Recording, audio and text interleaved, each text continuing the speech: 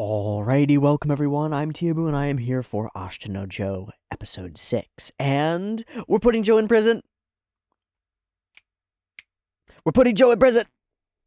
We're putting Joe in prison. We're putting Joe in prison. We're putting Joe in prison. And I think we could probably copy paste a lot of my expectations from last episode about how prison is going to work and what we might experience there to this episode. New drawing drops. It's a prison cell. And probably not what we're going to be seeing here from Joe. I was curious to find out, because I don't really know. I know a little bit about the history of Western prisons.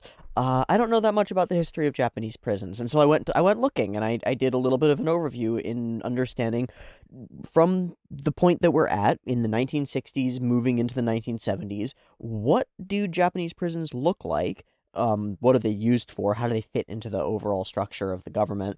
And where's the history of that? Where's that come from? And I was surprised to find out precisely how modern the Japanese prisons in the 1960s and 70s are, from a modern perspective. In 1908, as far as I can tell, and everything that I say is to be taken cum grano salis. That means with a helping heaping of salt, as a couple factors. One, I'm imperfect and not great at gathering it. Actually, I'm really good at gathering information. But two, the internet's really fucky right now, and it's really difficult, even if you're good at gathering information or think you are, which can be worse, to find things that are true and know that they're true and know that they're not just an AI summary of something else that's not exactly true. So here's what I've been able to glean. In 1908, a law was passed that covered a whole bunch of penal stuff in Japan, with the intent of modernizing and westernizing the way that they were doing things. From there forward, up through the 1960s, little things change over time. Lots happens during World War II with prisoners of war and stuff, but by the time we get to the 1960s, we should be looking at a prison system in Japan that's centered around Western principles, along with a legal system with an adversarial trial system and all the things that go into that, centered around Western principles, has at least some leaning toward rehabilitation, and moving prisoners back into the general population, although it also has an extremely strong emphasis on structure, rigidity, and rules. All of which I think is intended to be part of that rehabilitative effort, but in practice, I wonder if it has more of an effect of overstructuring and repressing prisoners, creating other problems. But I don't really know. What is interesting to me is that throughout the period, work in prison has been the norm. And I think that plays into Japanese cultural understandings of work in a really interesting way, and I think makes a lot of sense. And communal cells would be the norm. So, as I said, we probably won't get cells like this. Individual cells would be for people who need to be in solitary confinement, who are violent toward the other prisoners in the population, or who need to be separated as an additional layer of punishment, of additional punitive measure, which might be Joe at some point, considering he's violent as fuck and has a hair trigger and likes to beat people and is good at it.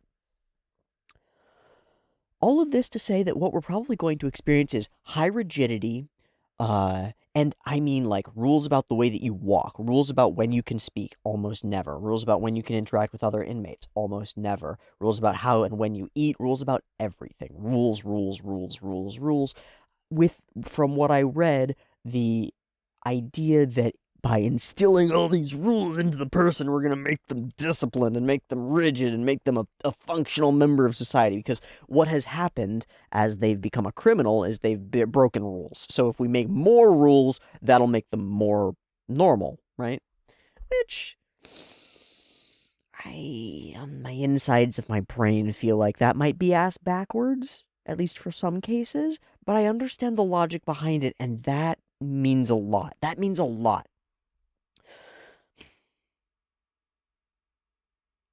I just had an idea about why that means a lot that I think is important. One action can have different moral weights to it depending on the intent of the actor. So, someone who cuts you and you lose a bunch of blood, if they're doing it out of malice to harm you, that's one thing. If they genuinely, wholeheartedly, and you do too, believe that you have evil humors in you and they need to get them out, that's a very different action. And even if you die at the end of both of those actions, right? Like they bleed you too much and you die, or the murderer cuts your wrist and you die, the moral weight on the person who did the cutting is very different. Similarly, the morality around a prison guard or a prison system that believes it's doing the best thing that it can do for its people, given what it knows and believes about people, the morality of those individuals is very different from the morality of like needlessly cruel and unusual punishment for the sole purpose of the sadism of the rulers, right? So when we look at the cruelties that we're probably going to see in prison here, we have to take them in with the knowledge that while there's guaranteed to be corruption and all sorts of fuckery going on, it's probable that the people setting up this system and lots of the people within it are attempting to do their best.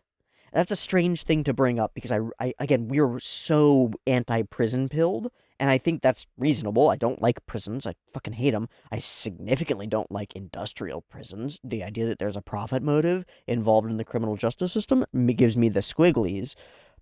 But from my research, I was shocked to find that that's not what we're experiencing here. When I went looking for information about Japanese prisons in the 1960s, I was expecting, like, total failures of government oversight and expansions of extreme expansions of the prison population, given the poverty and probable crime rate increases across the nation. Like, jail lots of those people, use them for free labor, burn them until they're crisps, is sort of what I expected. I expected a dramatic, like horrifying extension of the kind of workman culture that we get, that is like, okay, if you've demonstrated that you don't deserve rights, then you are useful as a machine and we're going to use you until you're dead as a machine.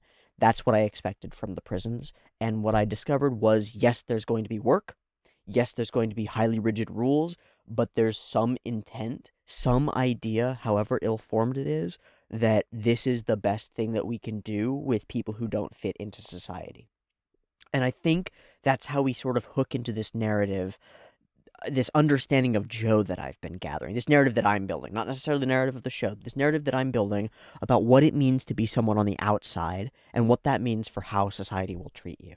Like, the the problem of people who are outcast from society is an ongoing one, and one that society needs to understand in order to solve. And as someone who has been somewhat of an outcast in society, and still am to a great degree, and I know that many members of my audience view themselves as such as well, and also as someone who views himself as part of society and involved in it and communicative and social and all of these things, I want to understand both, because I know that there are lots of people who've never seen the other side and cannot envision it, and I value the ability to do so, and I want to see it more. I want to understand this story about this outcast, and I want to understand what happens when we put him there, when we put him in a cell, when we take this beast and we cage him.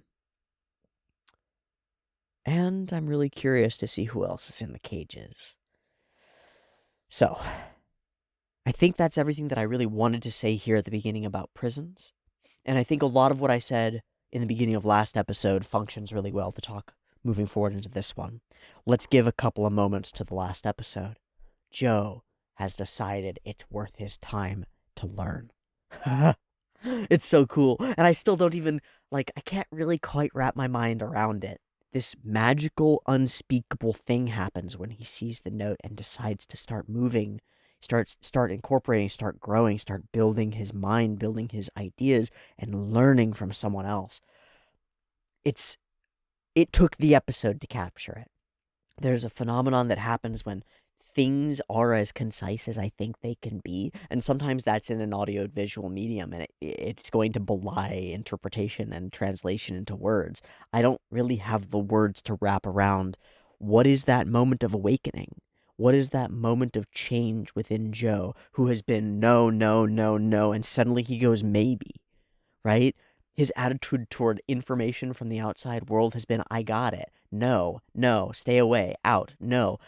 And something about the circumstances that he's in, the relationship with Dante, the stress of being in this in-between space in this jail, the conversation with the psychologist, whatever it is, something about it gets Joe to read the note. Gets him to read the note. And so for the sake of tomorrow, something awakens in Joe. And it's the difference between being dead alive and living. It's the difference between surviving each day and having a future. It's for the sake of tomorrow is the answer and the solution and like the thing that he needs that he's missing. It's the spark that lights his heart on fire, and now his heart is on fire. I've had this idea that's very like Gurren Lagann coded, very like Kill pilled. It's just a phrase, and it's like burning itself into my neurons, and I don't understand why. I came up with it a little while ago, and I can't find reference to it anywhere. I don't think anybody else has ever like written it down exactly. A burning heart never dies. It's like something about it gives me that feeling, the inexplicable that Joe has there in that moment. Like suddenly he's, there's a possibility there, a possibility beyond me. And I feel that in that phrase, a burning heart never dies. It's like, oh, if I could light my heart on fire, something wouldn't go out. There would be something eternal born. It's like, ooh. And suddenly that does something to my mind. Strange. But it happens to Joe. We just watched it happen to Joe. We watched something awaken in him. Possibility.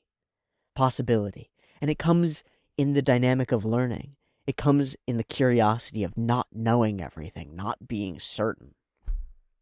It comes in the maybe, in the uncertain, in the question, and in the choice to move forward toward it.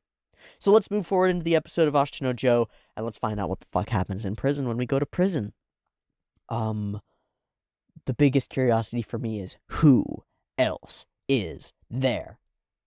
That's it. Oh shit. Oh fuck. I can't move on. I'm sorry. I have to discuss something more. I have to. It's required. It's really important. And it has to do with this drawing. So, because I drew a single prison cell for a reason. Because I was like, I could draw like a communal cell, try to do that. No, I want to draw a single prison cell for a reason. When you look at a prison cell, like a standard American prison cell, or hell, one from a pretty bad country that has pretty bad prisons, like not a Norwegian prison or a Swedish prison where you've got TV screens and laptops and nice desks and bunk beds and stuff, like none of that shit. Bed, desk, chair, sink, shitter, window, prison, right? Concrete room, fucking cold, sucks. Single sheet, great. When you look at that, is that privation? Does that look like having all your things taken away? Because there have been periods in my life where I would have looked at that and that looks like heaven. And there are millions of people in the world right now for whom that looks like heaven. That bed has cushion on it, motherfucker. Those sheets are made of sheet material, not newspaper, not leaves. That toilet flushes. That sink has water. Somebody's gonna come by and they're gonna put food under your door. More than once a day. More than once. Are you kidding? More than once. You don't even have to cook it. And sometimes they'll find ways to occupy your time. You'll be brought to a gym where you're allowed to exert yourself for fun. For fun! You'll have work, meaningful labor to do. You don't get paid for it exactly, but you got labor, you got something to occupy your time. Heaven. Freedom from the weather, from snow, from cold, from disease for the most part. You're going to have medical care. Freedom mostly from pain. Most of the people in here don't have weapons and aren't going to stab you in your sleep. Mostly. If you get one of these single cells, you're isolated. You're mostly safe. You got food, water, a place to stay, a roof over your head. Is this hell or is this heaven? It depends on you. So then, if that's a baseline, you raise your eyes and look around you. Look at your room. You're probably sitting in your room right now. Maybe you're not. Maybe you're on the shitter. I don't know. Maybe you're at work. Thanks for watching my videos on company time. It's cool. Is your room better or worse than that? Is your life, is your, like, access to resources, is your safety and general shelter better or worse than that? Because if it's anywhere near that or better, that's not bad. That's not bad. And I think it's really worthwhile to have a little bit of perspective on something like that. That's what I wanted to bring up. Is that everything that Joe asked for in the beginning of the show, he's about to get. Minus the 500 yen a day, I guess. But everything else, he's got it. Everything except freedom. Everything except agency. So, Joe, what do you actually value? Is that safety enough? Or is that hell too? You just don't know it yet. I don't know. Now we can watch the episode. Episode 6, Explode! Left jab. He's going to take that thing that he learned last episode and he's going to apply it directly in this episode. Holy fuck! God, that's exciting. Let's watch Ashita no Joe, episode 6. I've got it up and ready to go. We're watching the Saizen version, 2 versions, picture-in-picture in the description. Timer on YouTube. Beep beep timer to count you down with early access on the Patreon. Beep beep timer.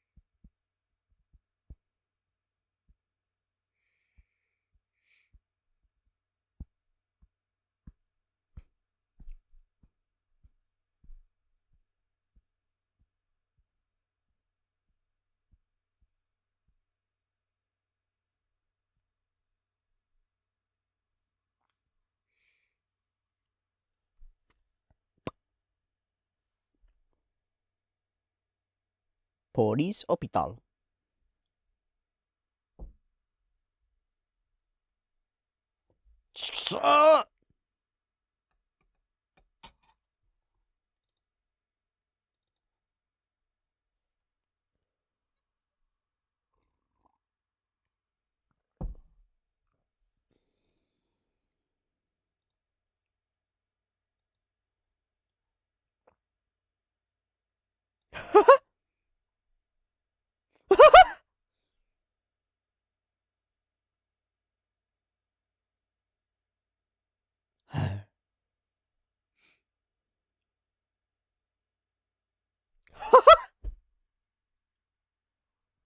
Dark, dark, dark.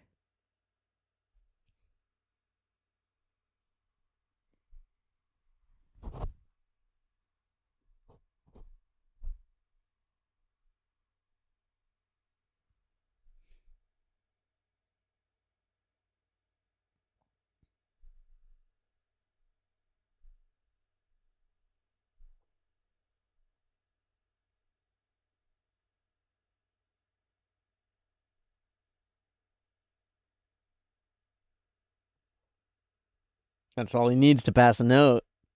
Yeah. Oh, he's so fucking happy.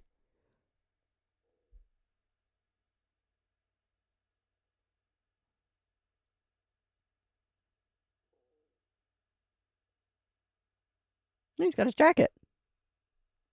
Joe! Oh, he's not in handcuffs. He's gonna be an ass.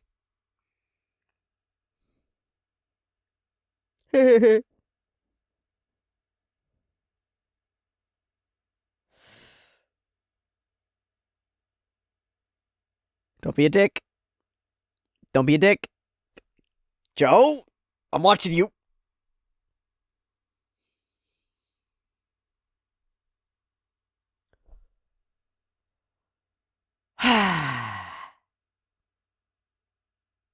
And he's a dick.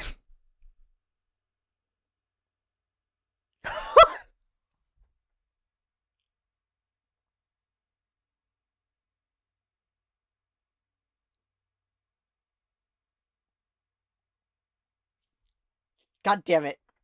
God damn it. Serves you right. God damn it, Joe. You had one job.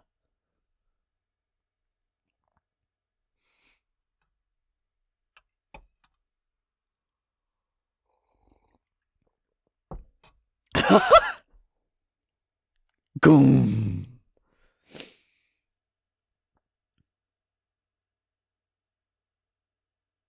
Maybe not worth it. Joe! Prison. Or is this the holding facility?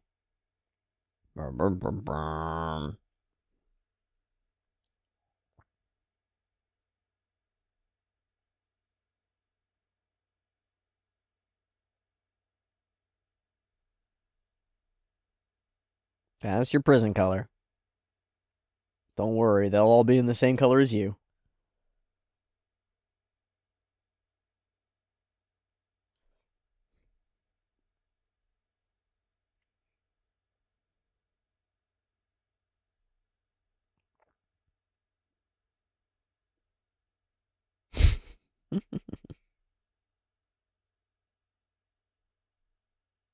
Empty? Others? Others.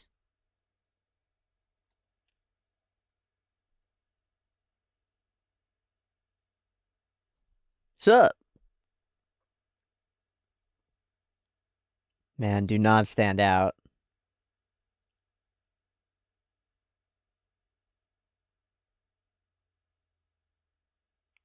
Fresh meat. Shit.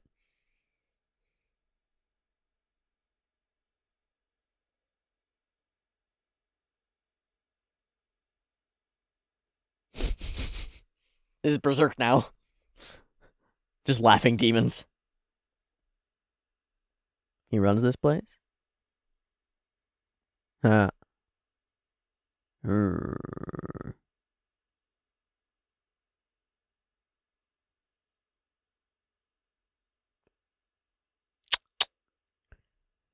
got clipper nippers.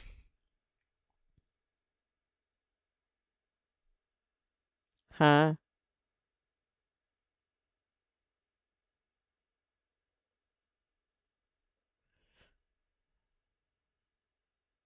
The stick?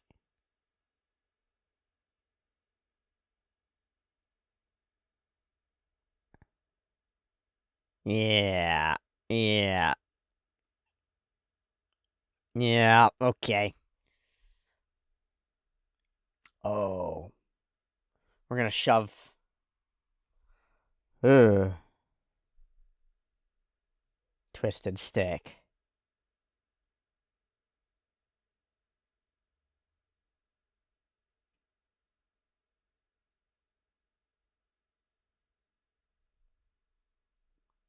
The bone twister? Oh, yep, we're literally twisting his legs and arms. This is some very middle school fucked up shit. But this is torture.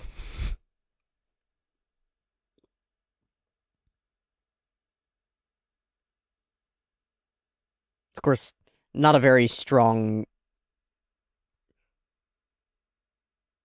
social structure. Oh boy. These are potent, scary images.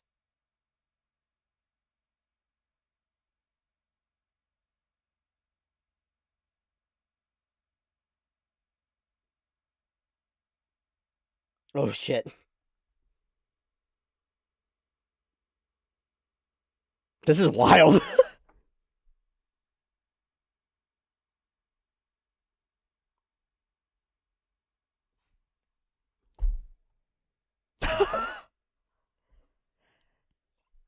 I didn't expect physical torture to be on the menu today. This is uncomfortable.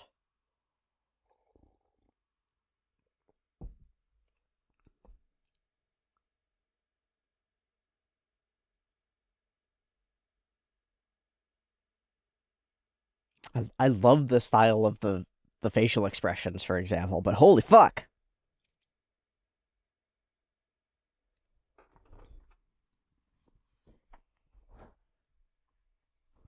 Start all over again.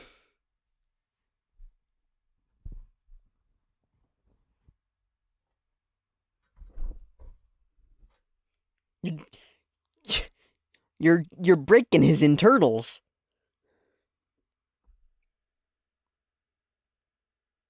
Well, that's wild.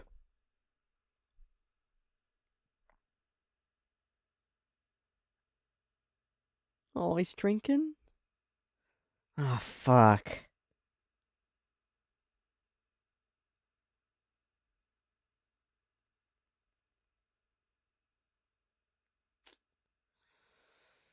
Poor Dompe. He's just sad, man.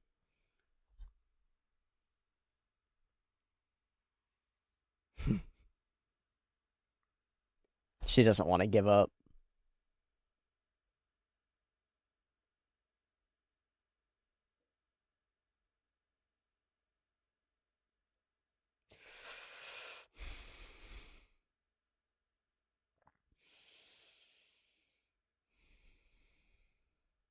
Aww. God damn, they're gonna find a broken husk. The sandbag's been repaired?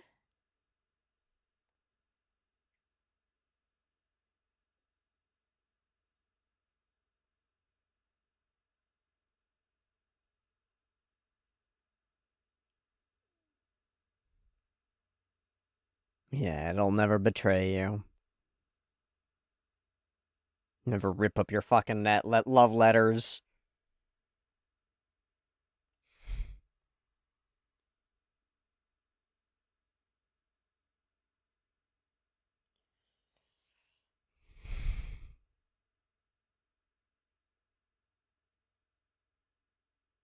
So fucking sad.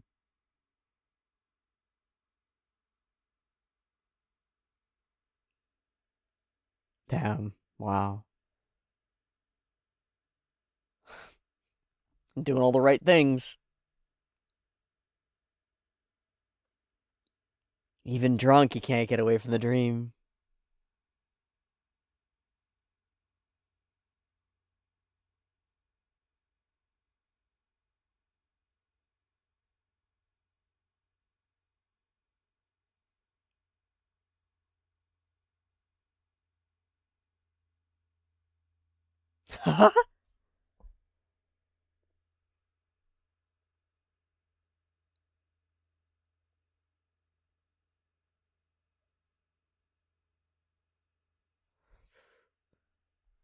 Just falling over into the water, man.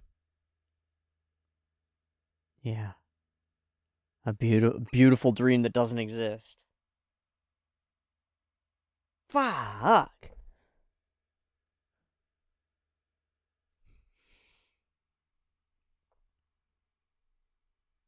Some fucking premium storytelling.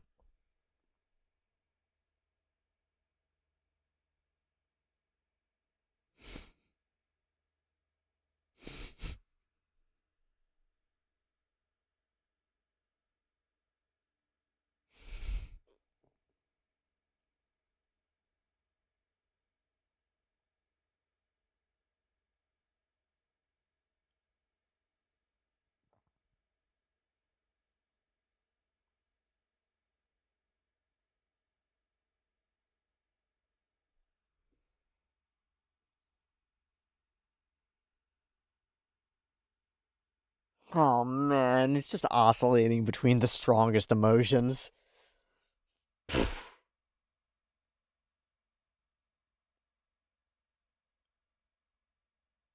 Incredible. Fuck.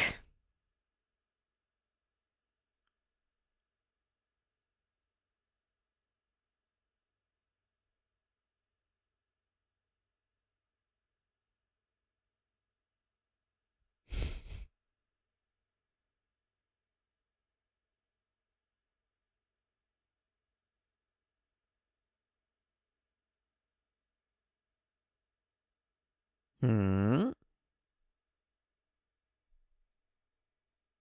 What?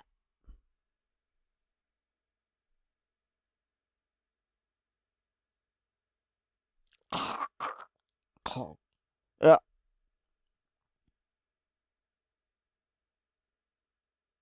Hey, hey.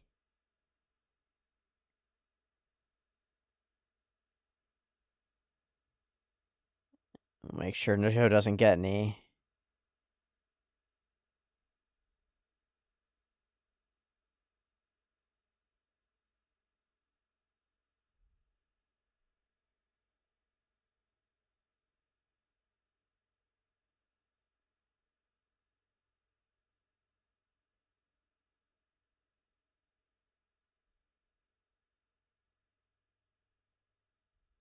And Joe?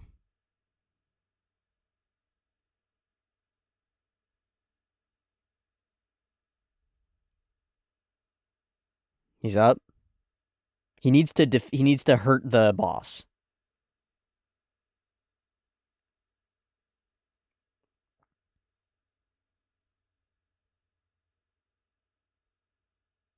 Oh boy. His eyes are going in the opposite directions.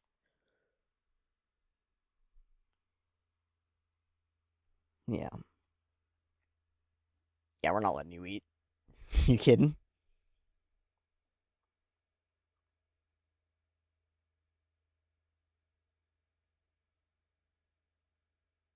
Put your chopsticks in his eyes. It's really straightforward. There's one thing you need to do here.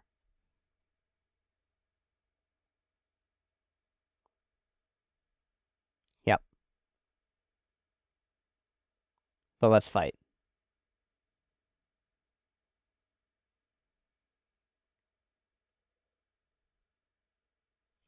Let's go, Joe. Please kick their asses.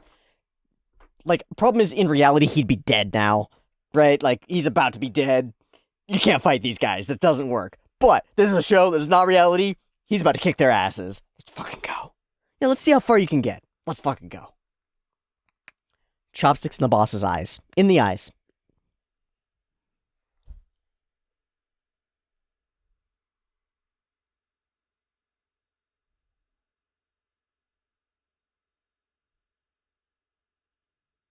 We know what he's capable of.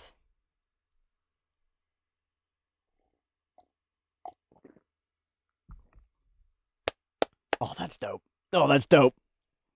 He's got his back to a wall. It's good.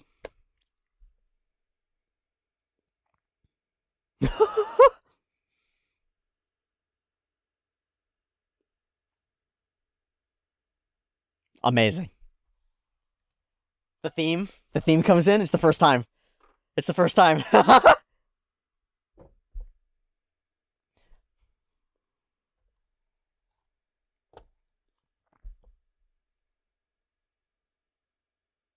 Big pussy.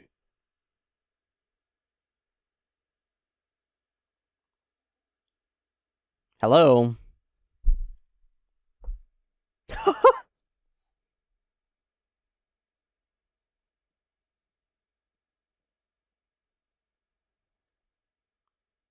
Yeah, a lot of guys. Wild.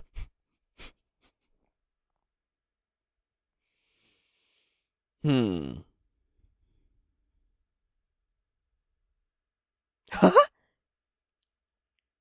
Size isn't everything, says our show. Oh, that's fun. That's fun. Oh, this is so fucking expressive. And the purples and greens in the backgrounds, too.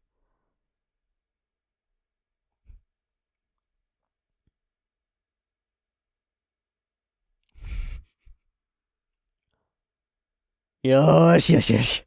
He's so fucking condescending.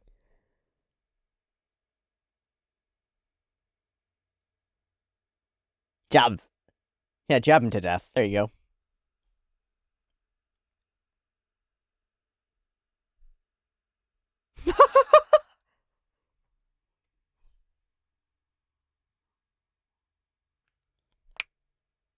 Good God. Hey.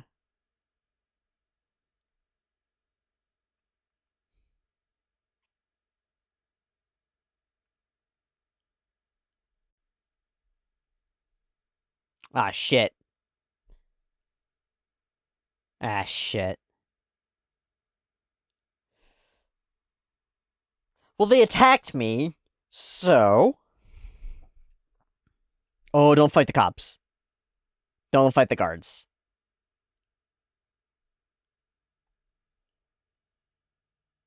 The blood flying off his hand. God, that's so fucking cool. God, that's so fucking cool. Ha ha ha ha ha. Yay! Oh shit.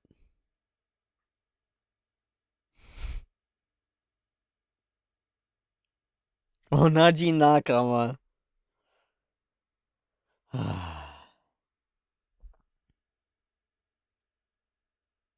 He did the fighting.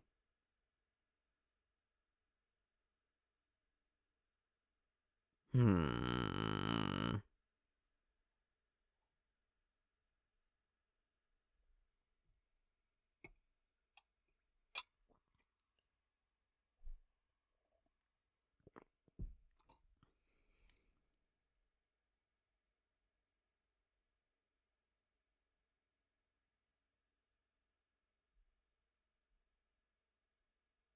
That's what he said the note was.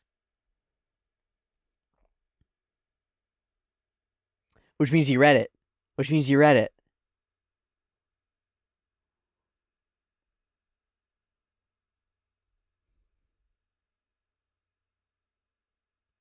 Yeah.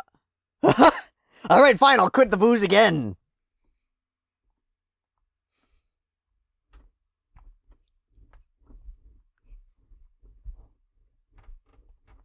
Ha ha ha ha!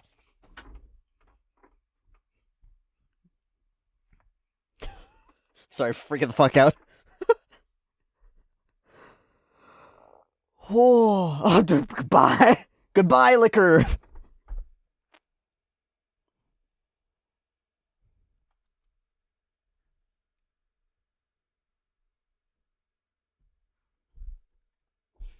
Okay. Oh. The sandbag. Who could have done this? Oh, God, the kids are gonna save the sandbag, please. We need the big boy. Come on.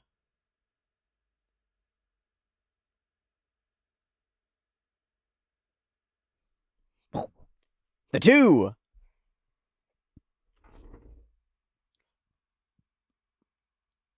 Yes.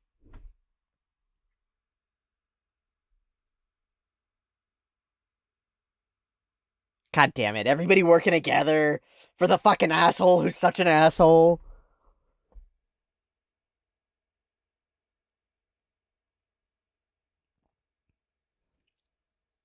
Powerful rotational energy. And then we followed up with the three, the hook. Left hook. And you use that pulling back to convert into the energy of the hook. And suddenly people are passing the fuck out. Oh my god, it's wet. It's wet. Dude, don't punch it. It's wet. That's fine. It's fine. We're not gonna do that. Might as well be concrete. Awesome.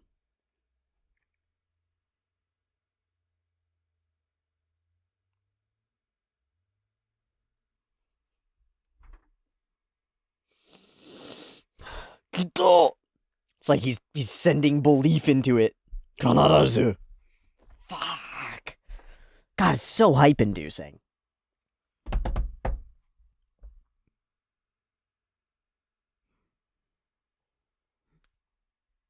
Okay, I don't want to know. I don't want to know nothing. I don't want to know. It's fine.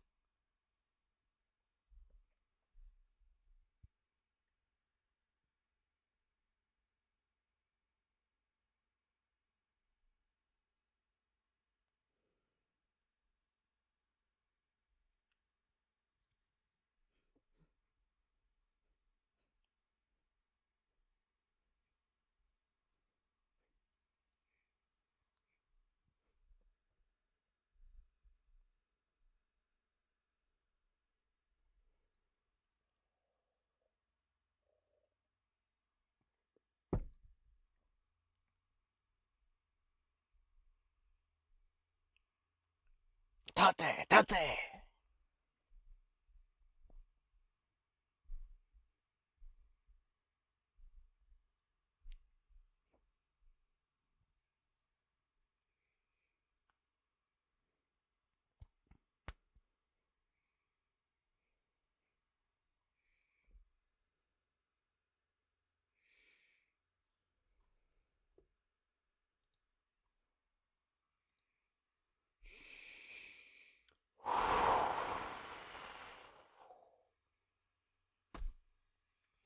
Well, it turns out it's hell. But not because of the place, it's because of the people. Oh boy. Um, okay. Things that stand out in this episode: faces, expressions, sheer, cruel, horrid violence. Wow. Yeah, really, truly. To a shocking degree. Darkness and shadow, both on characters in the form of those dark lines, which I now know at least some people refer to as wild pencil, which is great. It's great for me to have a word or a term that directly describes the kind of dark, sketchy, lines on face. This isn't quite it. It's more that particular style that we have in the first couple of episodes all over the place. But it's good. I want to mention that that's a style. There is plenty of it in this episode, along with these really contorted, almost topographic shadows and lines. They're really interesting to me because they're like not actually accurate, right? They're creating flows or patterns in the face that give emotional weight and tension and contort the whole expression while really just like twisting it up. Like Mad Magazine kind of facial twisting comic sort of things. It's really interesting. It's all throughout. They're extremely detailed and they are highly expressive. Highly expressive. Um and they're horrid to look at. Uh Something about these pictures of Joe's face as he experiences extreme agony send that agony into me. And this is conveyance. This is um, artistic conveyance, the ability to put an image on screen and evoke emotion, or even better, a physical feeling in your audience, a physical proximity to a traumatic kind of a feeling, that gut clench, that butt pucker, that like, that cringe feel. This evokes that for me. And, you can evoke that thing for me with certain types of facial expressions, with certain types of, like a needle getting really close to an eye that gets there in certain degrees. There are all sorts of ways of doing this, and this one does it. So at baseline, this works.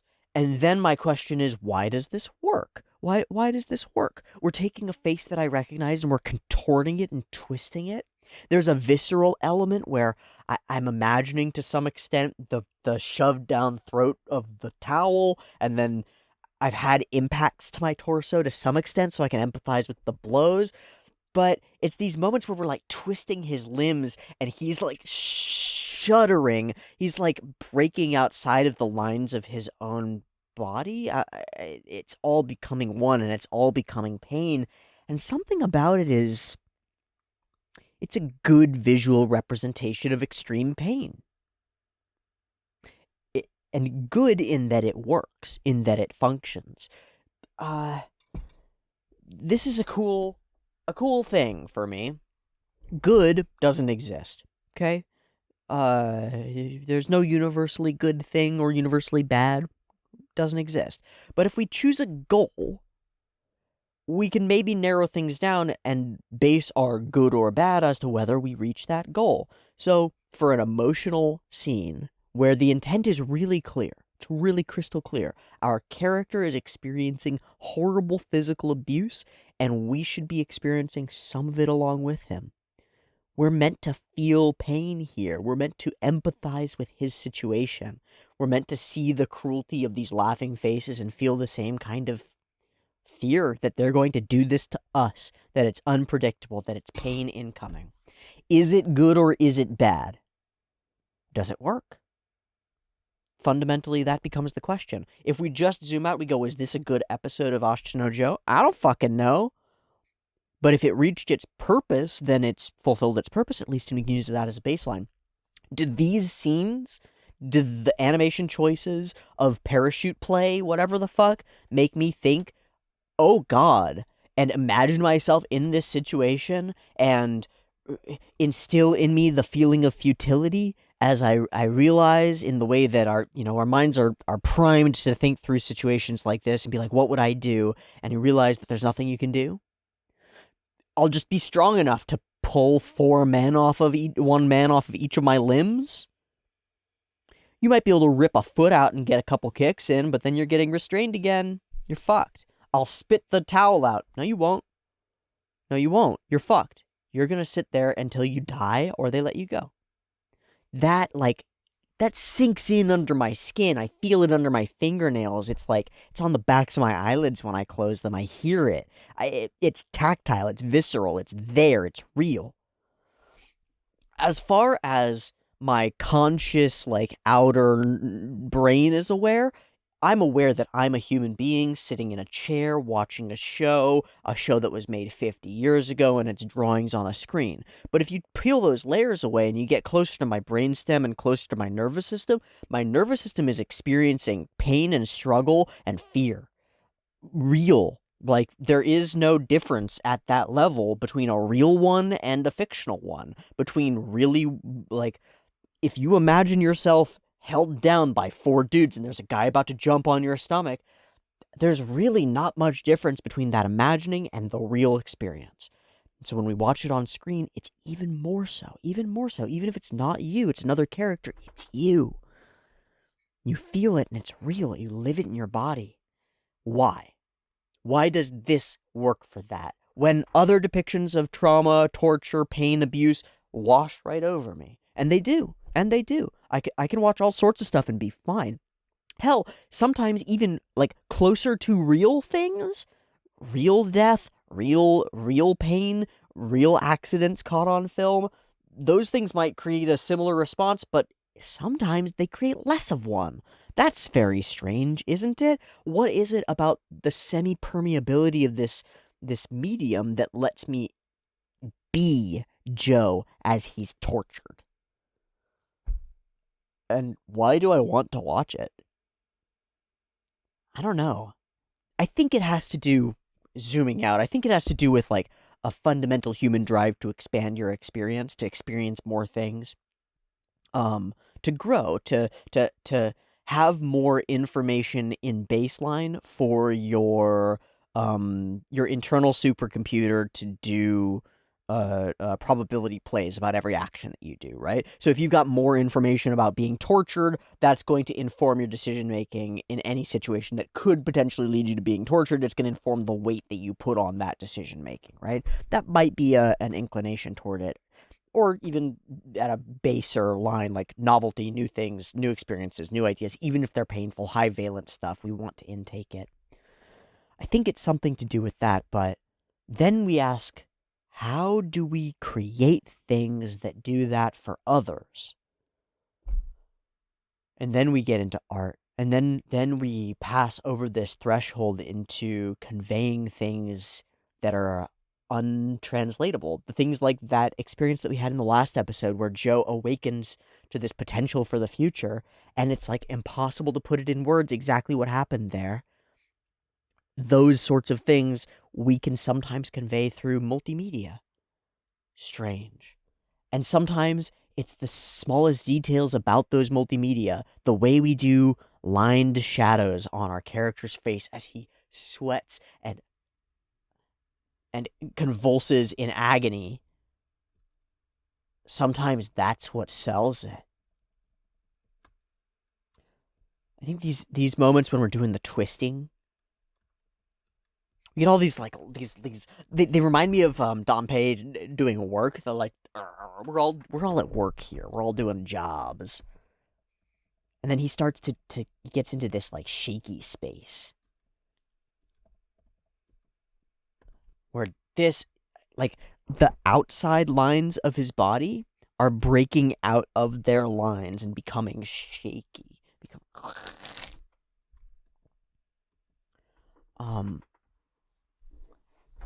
I think so. This is so interesting. I think extreme pain actually does this. You lose some of your senses, uh, uh, and senses of self, including the sense of separation, the sense that I'm on the inside and there's other stuff on the outside. That breaks down under extreme pain, under other circumstances too. Extreme emotion, extreme like joy.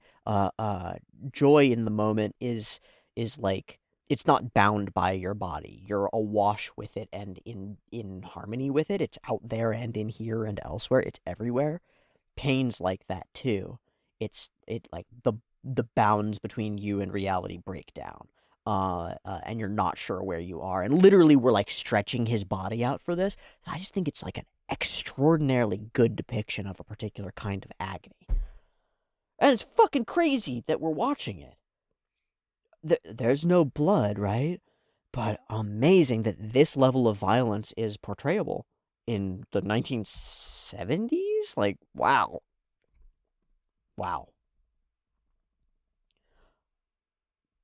Haunting. I think really haunting. I think uh images that have informed what pain looks like into the future. Images that I know that some of these images of Joe in pain, like one of the ones when he's slumped up against the wall, I've seen before, or I've seen mimicked before.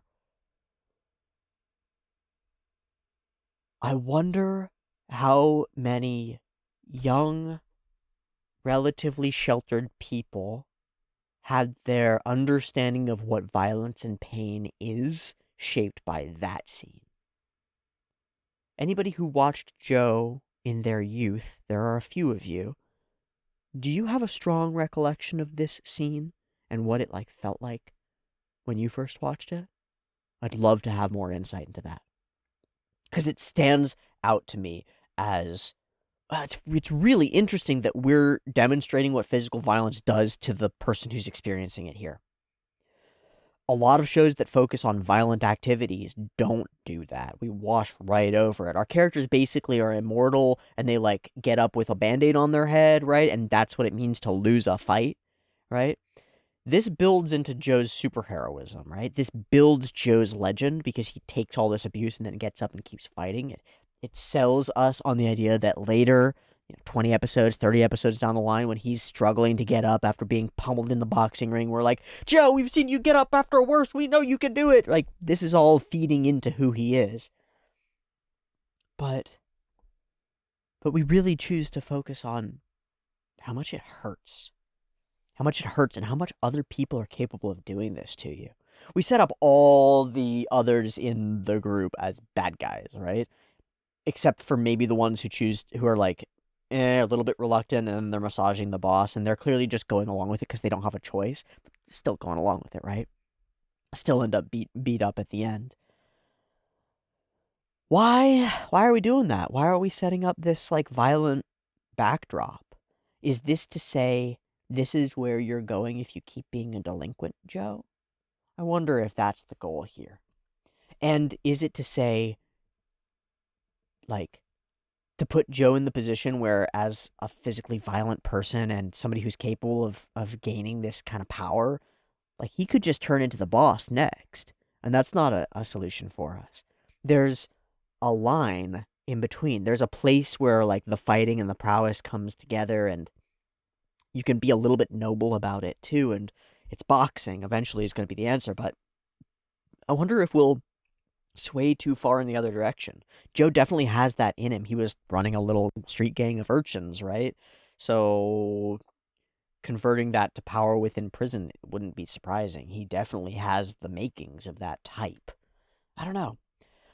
I love the dynamic that we're building around Sachi and the other kids being like, I don't know, and Sachi being like, no, we're not going to give up on Joe. We can do this. I love it. And it's cool.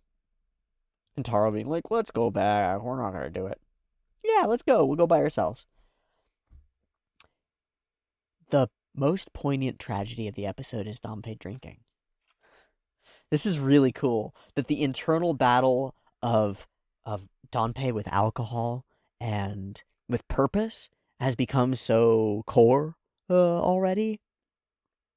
I don't want to see the old man drinking. I don't want to see him giving up. He's had such a taste of hope and potential that becomes the heartbeat, the thing that I'm waiting for too and hoping for too. It's great. So we see this drunken joy in him that's just the thinnest eggshell layer over deep pain. And watching him oscillate between the two is really potent, really painful. A dream, a pleasant dream. Joe in action, moving perfectly. Suddenly he's in the gloves. But then the illusion falls apart, and in what I think is one of the most beautifully framed shots of the episode. Holy shit, look at that. Look, this horizon line up at the top. It's like God, it's just like it's modern art. Ah. I'm even as I'm looking at it more, I'm loving it. I love the ratios. I love the feel of it. It's so beautiful to me. He looks up at the sandbag and he feels disillusioned. Fuck you, making fun of me. Just remember, damn it. An idiot like you can stay there forever. Oh, it's a beautiful frame. It's so beautiful. There's this moment where his tear, falls like a spider web, like a Spider-Man web. So, back to do it again. And we're saved by the bell. Food is here. For everyone but you. And up gets Joe, ready to go. Just see how far you can get. Joe standing up against the window, shirtless, beaten, ready. Icon. Symbol. There's so many moments in this show that just suddenly it freeze frames and goes into a Dazaki postcard memory. So many moments. I love the boss's design. The big chunky underbite jaw and the big fat flat features put him in this he looks like Curious George. He looks like monkey depictions. He's got the big hairy forearms and stuff, and it puts him as I'm a brute. I'm a brute, and it's perfect. It's perfect. He's perfect. He's perfect. Glorious character designs. And we jump into lightning fast battle. What is it? What are we doing? So, got characters strike, boom, boom, boom, and strike. It's cool. The color shifts? The color shifts. Okay, that's what it is. I was like, what is going on? Because I know that later there's a point where there's purple. Yeah, there's purple. Black, and then purple. Ha! At least in this first one, he swings, Joe swings. We're still on the backdrop. Okay, we're still prison backdrop. Speedline background. Swing. Fire. Joe starts to move, and the background switches. Okay. Yeah, bam! No, you're in my world now. Okay. Now we're back. It's his world, his world. Get nice anticipation follow through. Boom. Purple background. Bam. Boom. Bam. It's all smiles, big expressions that then sort of fade out into big punches. Boom. Get one wide as he throws here. The boss eating, he's not really paying attention.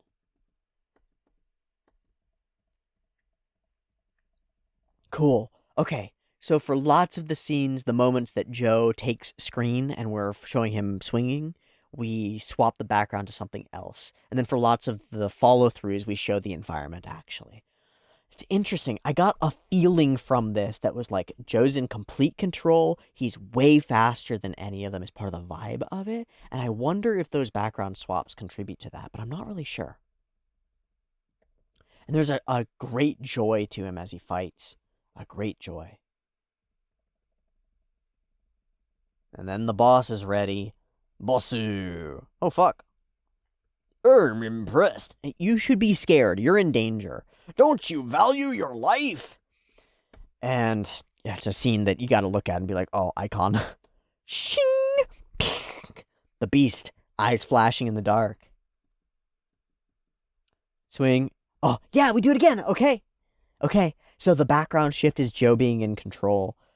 He swings. I got this. He's got right? He got full Popeye like grin thing going on.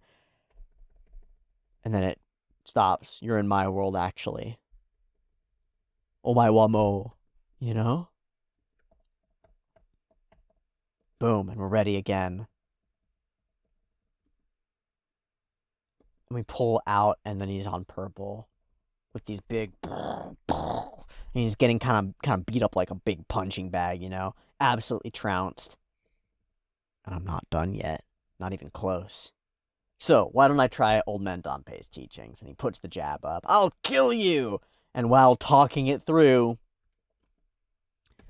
he puts his fist in the other guy's face. That's the core of it.